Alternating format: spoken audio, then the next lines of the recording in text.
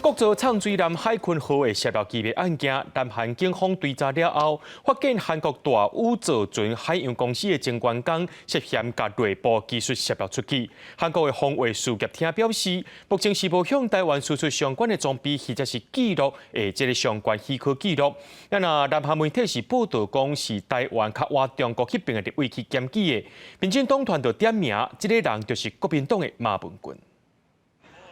大船打造头一只国造舰南海鲲号涉入风波一直拖，南韩警方追查台宇造船海洋公司前员工涉嫌将内部技术流出，用伫海鲲号顶面。韩国防卫署听讲，就无向台湾输出舰南相关的装备，也是技术的许可记录，正伫甲相关国家积极合作，防止各方科学技术流出去。韩国经济新闻进一步报道，设计图流出去是台湾亲中立委举报，民进党团点名就是国民党立委马文君。连国际的媒体都要把马文君冠上亲北京的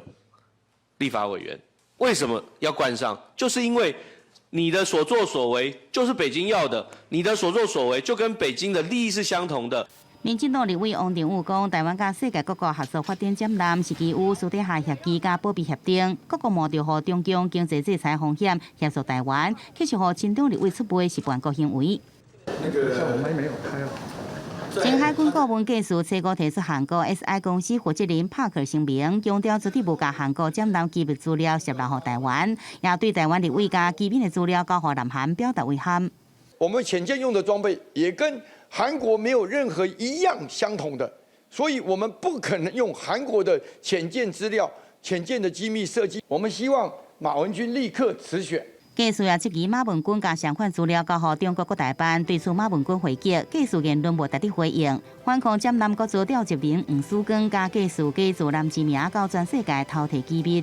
民进党造舰造到偷窃他国的机密资料，这个丢脸丢到国外，要赶快查办，而且赶快危机处理，扭转国家的形象。马文君讲，南韩报道若是有影，舰南国造恐惊诚侪国际挑文，要求国防部启动危机处理，调查南方人员是毋是涉案，澄清立场。